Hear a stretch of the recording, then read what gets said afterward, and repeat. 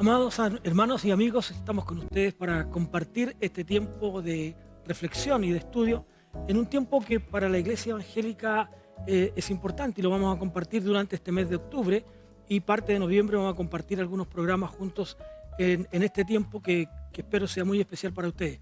Junto a mí, un querido hermano de nuestra congregación, encargado, pastor de la pastoral de matrimonio de la Segunda Iglesia Bautista. Por lo tanto, damos gracias al Señor por el tiempo que Él está invirtiendo para estar con nosotros durante estos estudios que sin duda van a ser una gran bendición. Así es que, Daniel, gracias por aceptar esta invitación a conversar, a dialogar. Vamos a estar conversando durante este tiempo. Muchas gracias, pastor, por la invitación. Acuérdense que yo no soy pastor, soy hermano. Sí, pero dentro del trabajo de la Segunda Iglesia hay un trabajo de pastoreo, de cuidado, que tiene que ver el pastoreo con eso también. El pastoreo tiene que ver con cuidado, con atención. Y en este trabajo de la pastoral de matrimonio en la Segunda Iglesia asume una tarea de cuidado. Así es, estamos muy contentos de trabajar en la Segunda Iglesia con estos matrimonios. Qué bueno. Amigos, hoy día nuestro objetivo junto a Daniel es hablar de lo que durante este mes celebramos. Ustedes saben que el 31 de octubre es un día feriado, para muchos se alegran, están contentos con eso, pero también es la razón por qué se celebra el Día Nacional de las Iglesias Evangélicas. Ese es un hito. Y el segundo hito tiene que ver con la Reforma, aquella que en la Universidad en Wittenberg, Daniel, Lutero clavó las 95 tesis, ¿no es cierto?, declarando su independencia, diría yo, de la Iglesia Católica Romana. Exactamente. Y sale de ahí. Estamos hablando de 1517. 1517, exactamente. Sí. Entonces, 31 de octubre. Exacto. Que por lo tanto para nosotros es una fecha importante. Exacto. Bueno, Lutero era un monje, ¿cierto? Y se dio cuenta, especialmente leyendo el libro romano, se da cuenta de que en realidad la salvación tiene otras características, ¿cierto? Y en este caso... Y otras exigencias que no tienen absolutamente nada que ver con lo que la Iglesia Católica Romana estaba haciendo. Exacto. Y se dio cuenta que solo leyendo la Escritura podía llegar a la verdad. Exactamente. Así que de eso vamos a estar hablando, amigos, con nuestro hermano Daniel. Y bienvenidos ustedes para participar de este diálogo, de esta tertulia, ¿no es cierto?, que vamos a tener durante este día. Así es que, Daniel, luego de que nosotros compartimos, cuando Lutero da estas 95 tesis, luego él es invitado a retractarse a esta dieta que se llamaba la dieta de Worms, para retractarse de lo que él había dicho. Exacto. Es invitado a eso. Sin embargo, él no se retracta. No. Él dice, lo único que me puede retractar es la Escritura. Demuéstrenme con la Escritura que estoy errado, ¿cierto? Y ahí me voy a retractar. Y eso es muy importante porque la fe de Lutero cambia rotundamente de un estado de acción humana, diría yo, ¿no es cierto?, a un estado de simplemente depender de la fe. El texto que bien citabas, el de Romanos 1:17, ¿no es cierto?, más el justo. Exacto. Por la fe vivirá. Y eso Lutero lo transforma. Sí, Lutero era un hombre que era muy piadoso. Cuando se confesaba, los confesores que tenía se quejaban de él porque pasaba 3 horas confesándose y terminaban aburridos de Lutero. Después se paraba y se acordaba un pecado y quedaba 2 horas más confesándose. Entonces estaban aburridos de Lutero. ¿Cuánto tiempo estaríamos nosotros confesando, no? Tal vez más que Lutero. Tal vez más que Lutero. Bueno, fíjense que para revisar mis apuntes, Lutero dijo lo siguiente, en razón de lo que tú decías, Daniel. Él simplemente dice, cuando lo invitan a retractarse, dice, si no se me convence, dice Lutero, mediante testimonios de las Escrituras y claros argumentos de la razón, porque no le creo ni al Papa ni a los concilios, ya que está demostrado que a menudo han errado, entonces dice, contradiciéndose a sí mismos, por los textos de las Sagradas Escrituras que he citado, estoy sometido a mi conciencia y ligado a la palabra de Dios.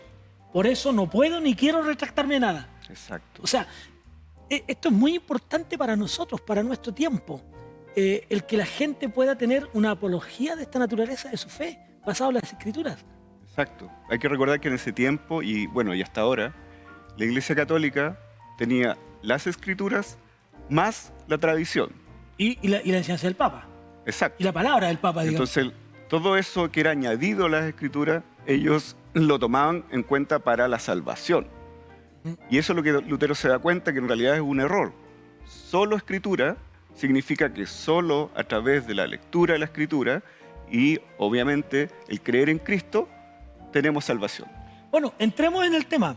Entremos en el tema de estas solas de Lutero. Se habla de las 5 solas de Lutero, estimados amigos, y de esas 5 solas queremos hablar en 5 programas distintos. Les invitamos a sintonizarnos cada semana para que podamos compartir este tiempo y discutir junto a ustedes. A lo mejor ustedes allá en su casa pueden estar dialogando, que están de acuerdo con nosotros o no están de acuerdo en nuestro diálogo, en nuestra conversación. Pero la idea es que podamos discutir esto y entrar en esto de la sola escritura. ¿Qué tan importante debiera ser para nosotros como cristianos, como hijos del Señor, que la Biblia es la única que debe guiar nuestra vida? Bueno, la Biblia debe ser nuestra única guía en la vida y en la vida cristiana, ¿ya? La palabra dice en 2 Timoteo, dice, toda escritura es inspirada por Dios y útil, ¿cierto?, para enseñar. Claro. ¿Sí? Entonces, la única forma de nosotros llegar al conocimiento de Dios es a través de la palabra. Bueno, los creyentes del primer siglo también, Daniel, plantearon el tema de que la gente perseveraba en la doctrina. Y se refiere precisamente a eso, a la enseñanza de Jesús. Exacto. Y la enseñanza de Jesús está para nosotros escrita, valga la redundancia, en las Escrituras. Sí, porque parece que las Escrituras hablan de Jesús antes del nacer, ¿cierto? Claro. Y después de nacer, el Nuevo Testamento habla de Jesús en todo momento, hasta el fin, hasta el último. Exacto, hasta el último tiempo. Exacto. Y hasta nuestros días, ¿no? Por lo tanto, la Escritura sigue siendo para nosotros una sola fuente de Escritura. ¿Qué es lo que el texto que tú citabas decía? Pero persiste tú en lo que has aprendido y te persuadiste, sabiendo de quién has aprendido. O sea, la transmisión de las Escrituras tiene suma importancia. ¿Qué es lo que nosotros también estamos transmitiendo a los demás? ¿Cómo estamos enseñando la Biblia? Exacto. Y en este tiempo especialmente, cuando hay tantas tradiciones, hay tantas religiones, ¿cierto? Tenemos que atenernos a las Escrituras como fuente única de enseñanza, ¿cierto? Y no a las tradiciones humanas. Las tradiciones humanas pasan, cambian, ¿cierto? Se van creando nuevas tradiciones, pero la palabra de Dios es para siempre, es infalible, es inerrante.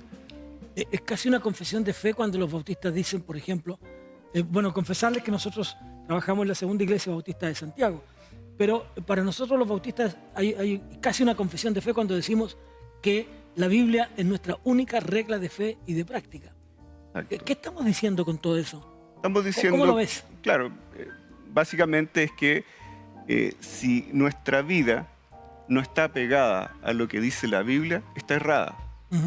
¿Sí? La Biblia es la Escritura, es una espada, claro, que corta, y corta, ¿cierto?, la verdad de lo que no es verdad. Entonces nosotros cuando nos apegamos a los patrones bíblicos es que estamos yendo hacia la verdad dada por Jesús. Jesús dijo, yo soy la verdad. Claro. ¿Sí? Entonces, si seguimos esa verdad, es la única guía que a través del Espíritu Santo podemos tener para ir hacia la verdad. O sea, la única manera que la iglesia, Daniel, pueda también ir en el camino correcto como iglesia, ¿no? Es como raro a veces, yo siento que es raro cuando alguien dice, mire, me gusta esta iglesia o esta familia de fe porque enseña las Escrituras. Y lo siento como algo anormal. Sí. Cuando lo normal es que quien confiesa a Jesucristo use la Escritura como una verdad. Exacto. Como una verdad real. No debiera ser como, qué bueno, es como los milagros cuando ocurren, ¿no? Sí. Mira, ayer conversaba con una persona que yo le decía, mira, esta es la verdad. Jesucristo vino y dijo a través de la Escritura, esta es la verdad. ¿Sí? Yo soy la verdad, ¿cierto? Y mi verdad aparece en la Escritura completamente en revelación hacia los hombres. Yo le decía, usted puede creer en la verdad o puede rechazar la verdad, pero no puede estar en la mitad. ¿Sí? Si yo acepto la verdad, quiere decir que yo voy a tener esta guía, ¿cierto?, de la Escritura y del Espíritu Santo. Si yo rechazo esa verdad, yo hago la Escritura como algo falso, ¿cierto?, y a Jesús como un mentiroso. Claro. Entonces, yo no puedo, cuando leo la Escritura yo tengo que elegir, yo tengo que, ¿cierto?, dedicarme a pensarla y decir, voy por este camino o voy por este otro camino, ¿cierto? Voy hacia la verdad o voy hacia la mentira. ¿Cuál es el camino que me indica la Escritura? Exacto. Ahora, la Iglesia debe tener todo su quehacer orientado en las Escrituras. Hoy día, de pronto escuchamos algunas alabanzas, por ejemplo, que uno dice, ¿tienen o no tienen base bíblica? Si hay un peligro con eso, yo no sé si tú lo ves de esa manera, pero hay un peligro cuando uno ve que ciertas alabanzas pareciera ser que no tienen tanta raíz bíblica. Yo escuché a un músico decir hace algunos años en una conferencia que él decía, si la alabanza no nombra a Jesús, si la alabanza no nombra a Dios, es que entonces está errada. Estoy absolutamente de acuerdo con eso. Era fuerte, sí. Porque parece fuerte, ¿no? Pero bueno, las alabanzas en los últimos años parecen canciones de amor. Canciones de amor, no hacia Jesús, canciones románticas, digamos, y están centradas en el hombre, ¿sí? Yo recuerdo las alabanzas antiguas, estaban siempre nombrando a Jesús, siempre como centro de la alabanza. En cambio ahora uno escucha unas cosas así, bien romanticonas. Sí, yo hablaba el otro día con el ministro de Adoración de mi iglesia y le decía que, producto de que pronto tendremos la celebración de aniversario en nuestra congregación, yo le decía que cantáramos una alabanza, por ejemplo, muy antigua, ¿no? Que decía, solo el poder de Dios puede cambiar tu ser. O sea, profundidad. El único que puede cambiar tu vida es Cristo. Solo el poder de Dios. Y por lo tanto, la Escritura hace que eso sea así. La Escritura es la que nos lleva entonces a pensar, y es la guía del Espíritu Santo para orientar todo nuestro quehacer. Tanto en lo privado, en lo único, en lo mío, en mi familia, mi iglesia, mi universo espiritual. Es la guía. De hecho, por ejemplo, el Salmo 119 dice, lámpara es a mis pies tu palabra. Quiere decir que lo único que nos puede iluminar en la vida, en la vida, ¿cierto?, misma, en la vida de iglesia, es la Escritura. ¿Qué cosas, según Lutero, uno puede ver en Martín Lutero, hay algunas cosas que él no tranza? Esto de que el justo por la fe vivirá, por ejemplo. Sí. Para él, esto le costó la vida. Exacto. ¿No? Le costó la vida. ¿Hasta qué punto nosotros también hoy día tendríamos que dar defensa de esa Escritura? Pero para ello tiene que haber un proceso de hacerla nuestra, de que sea parte de nosotros, que la leamos, que la estudiemos, que la oremos, como dicen algunos, que toda nuestra vida esté basada en eso. Sí. Hay un muy buen libro a propósito de eso, que es Orar los Salmos, dice. ¿Sí? Nosotros debemos orar, ¿cierto?, inspirados en la palabra. ¿Sí? Cuando nosotros conversamos con Dios, debemos tener en nuestra boca los dichos de Dios, ¿sí? Porque es la única, como decía antes, la única guía, la única palabra de verdad que nosotros podemos obtener y obviamente dar hacia las personas que no lo conocen, ¿sí? Entonces el énfasis de la Escritura misma en la vida, en la iglesia, ¿cierto? Y especialmente yo diría en la vida íntima, ¿sí? Porque muchas veces nosotros hacemos esto de mostrar mucha Escritura hacia afuera, pero en la vida íntima, en nuestra ansiedad, en nuestros temores, a veces no la aplicamos. Claro, yo diría que es como la experiencia de aquel discípulo especial, ¿no es cierto?, que habiendo estado con Jesús, no se daba cuenta que había estado con Jesús. ¿Ya? Y a veces nosotros pareciera ser que en nuestro tiempo estamos en la Biblia, pero pareciera que no somos de la Biblia. ¿Por qué digo esto? Tú recordarás cuando aquel discípulo le dice a Jesús, muéstranos el Padre. Y la respuesta de Jesús es muy clara. Oye, llevo 3 años contigo y todavía no te das cuenta. Y muchas veces muchos creyentes pasan mucho rato con la Escritura, pero no se dan cuenta que es la palabra de Dios. Exacto. Que es la palabra transformadora, que es la palabra que renueva, que es la palabra que nos lleva a la experiencia de la justificación, que es la palabra que hace que Lutero se dé cuenta. Si lo que a Lutero lo hace darse cuenta que está equivocado, que las indulgencias no son el camino, que el darse latigazo en el cuerpo y que lacerarse el cuerpo no es el camino, sino la fe, que vamos a hablar en otro programa sobre eso, pero pensado en esto, es la Escritura la que lo lleva a confrontar esa realidad. Bueno, más el justo por la fe vivirá. Eso lo descubrió en la Escritura. Claro. Entonces se da cuenta él que todo el camino que había hecho, que era aproximadamente 12 años, ¿cierto? De camino desde el 1505 en que tuvo este accidente, ¿cierto? Hasta 1517 en que plantea las 95 tesis. Él dice, ahí yo me doy cuenta en ese tiempo, a través de la escritura solamente, que el justo por la fe vivirá. Entonces Lutero hace ese camino en que, y yo creo que muchas personas hacen ese camino, buscan en cosas intermedias cómo solucionar el problema del hombre. El problema del hombre es la separación con Dios. Y por lo tanto las personas buscan en las religiones, que son múltiples, ¿cierto? En la filosofía, en la psicología, últimamente mucho en la psicología, ¿cierto? La respuesta última al ser humano. Y el problema al ser humano, ¿cierto? Es el pecado. Claro, es que no teniendo nada en contra de los profesionales, pero de pronto la gente, en lugar de decirle a alguien, mira, ora y lee tu Biblia, la primera cosa es, anda al psiquiatra o anda al psicólogo. Exacto. No digo que sea malo. No, necesitamos de los profesionales. Por supuesto que sí. Pero mi primer camino debe ser la escritura. Exacto. Con la ayuda de lo otro también, que es muy necesario para nuestra vida. Entonces, ¿cómo yo puedo mostrarle a alguien esa verdad? En que puede llegar a una comunión con Dios, porque está separado de Dios por el pecado. Es a través de la Escritura. Porque la Escritura habla de Jesucristo, ¿sí? Desde el comienzo, desde Génesis hasta Apocalipsis. ¿Sí? Apocalipsis dice que no deberán cambiar ni una omega, ni un tilde, nada de la Escritura, porque es perfecta.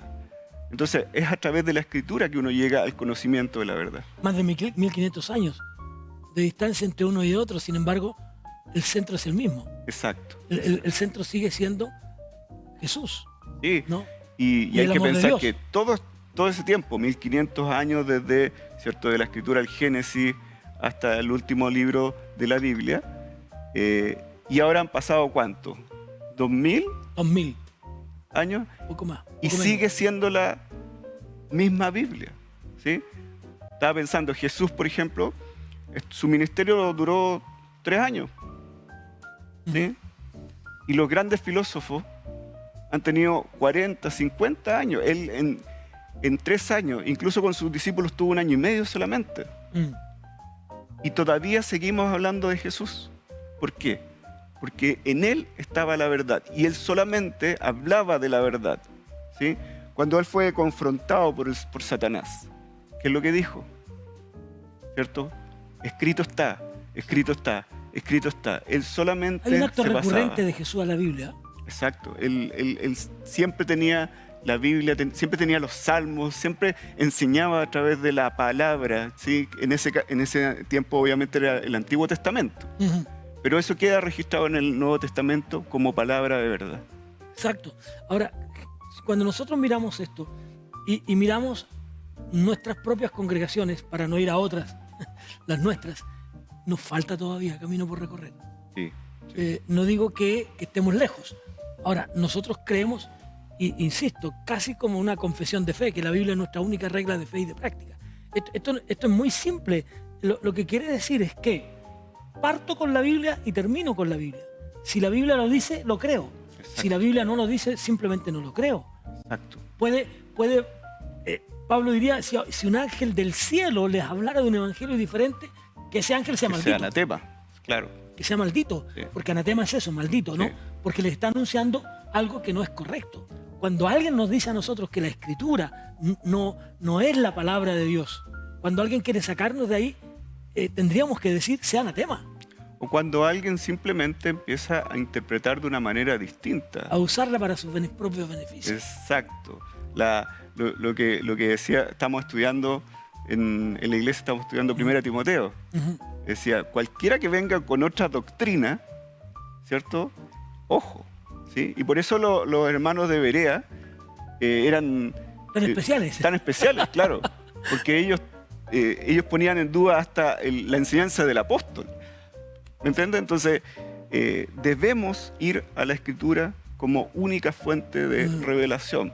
Y a veces se nos olvida eso, porque a veces lo decimos nomás. Sí. ¿Sí? Pero, por ejemplo, en la iglesia, en escuela dominical, ¿cuántas escuelas dominicales han perdido la costumbre de aprenderse los versículos de memoria?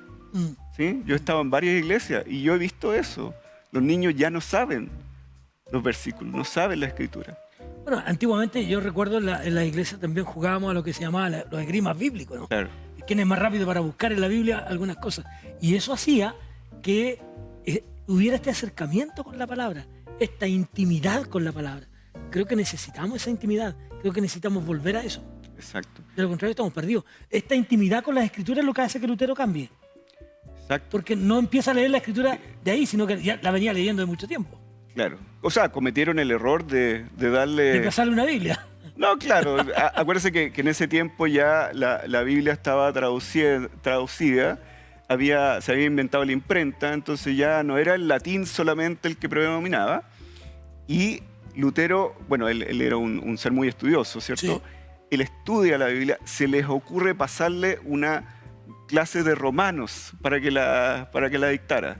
Y ahí, entonces aparece la verdad, ¿cierto? Y después más encima le dicen, haga la clase de Gálatas, ¿me entiendes?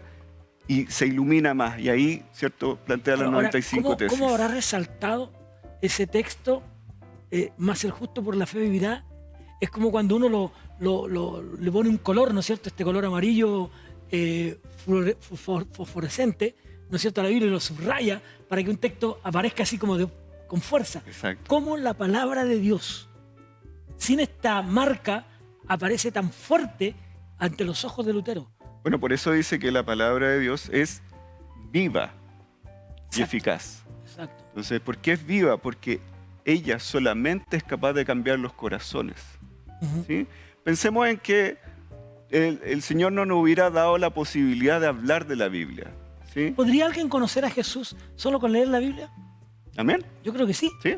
Sí. Ahora, y hay muchas experiencias de eso. Muchas experiencias de eso. Sí. Que la gente con solo leer la Escritura... Bueno, Lutero es un ejemplo de eso.